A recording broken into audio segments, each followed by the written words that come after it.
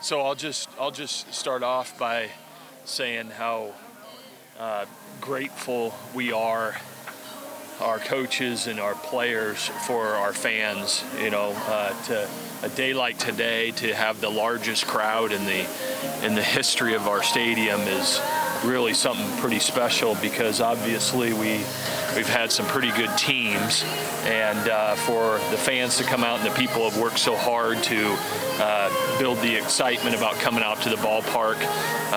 Today's a day that they were rewarded, and it's just amazing. You talk to some of these young players that are in the program, and they've never played in front of anything like this, and they've all said, "Coach, is this what it was like back in 2009, 10, 11, 13, and those kind of years?" I said, "Yeah, it was, and because of COVID, things went away a little bit, and it's just so nice to see that the community comes out and supports these guys and what they're doing."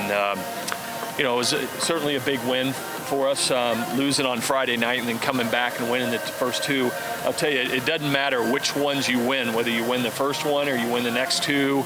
It's a matter of winning the series, and I thought our guys really battled, and certainly the 10-run inning in the fourth was pretty amazing.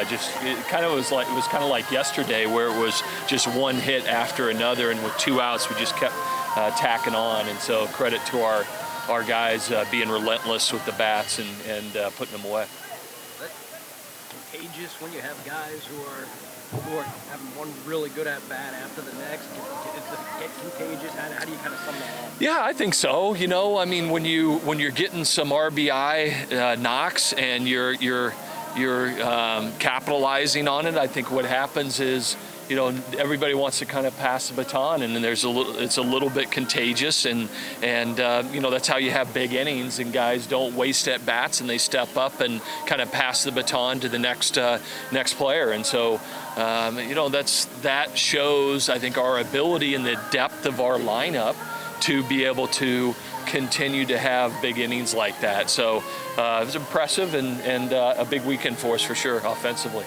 Was Friday, because you had your chances on Friday and you couldn't capitalize a couple of times, is that maybe like a timely reminder going into these next two games of what happens when you don't capitalize? Yeah, we didn't capitalize on Friday and when we had some opportunities, because they're good.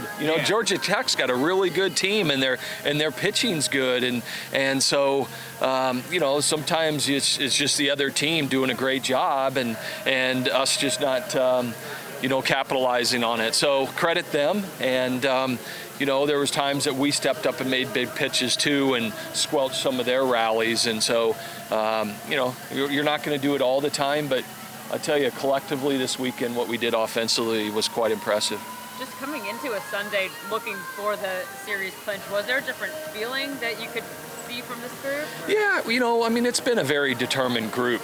Even though there's some days we have 4 true freshmen in the lineup, they've really shown some maturity here in the first half of the season. To see what, you certainly have Tappet and Ortiz and those guys leading the way, but, to see the youth and that having 5,000 people in the stadium doesn't faze them. They come out and play, and they get after it. So it's really fun to watch it develop.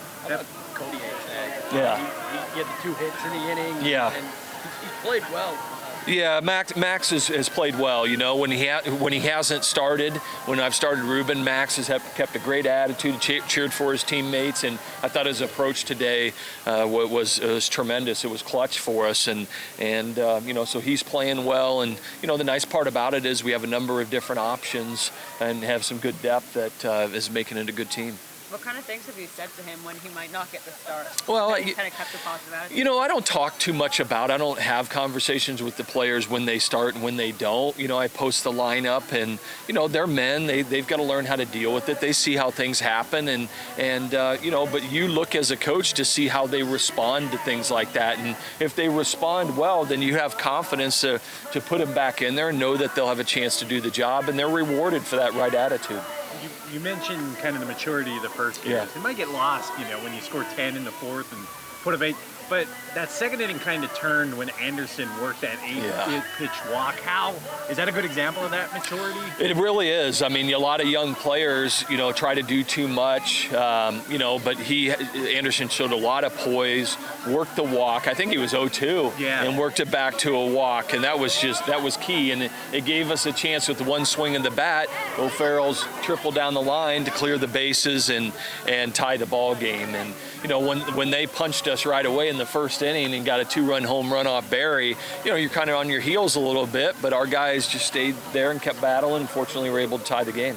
Aside from the first inning for Barry, talking about him as a starter, what are you liking from what you saw from him today?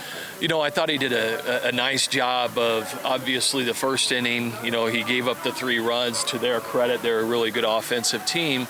And then, he settled down, and he didn't try to do too much. He pitched and executed, and that's what he's going to need to do for us to be successful. And tied with that, I really loved how Neat threw the ball out of the bullpen yesterday. So maybe sometimes these things happen, right? Gursky gets sick last weekend, forces Barry into the rotation. He pitches great, and then you make a switch, and maybe it ends out being the roles that are the best for guys. I just had one more about the crowd. Yeah. You said there are a variety of reasons why, but right.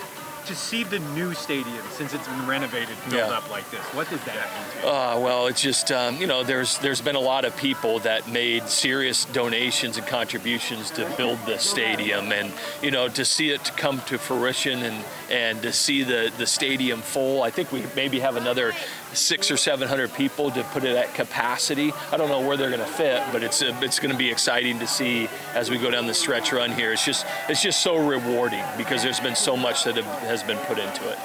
In addition to an attendance record, a home run record for the park set today. What's it mean with so much baseball left to play? Well, it's exciting that we're about the halfway point right now, and we just broke the home run record here in this ballpark. is pretty special. Obviously, Jake Geloff has a lot to do with that, with having 14 of them. And it's a long year. We got to keep it up, and hopefully, we continue to make some good history.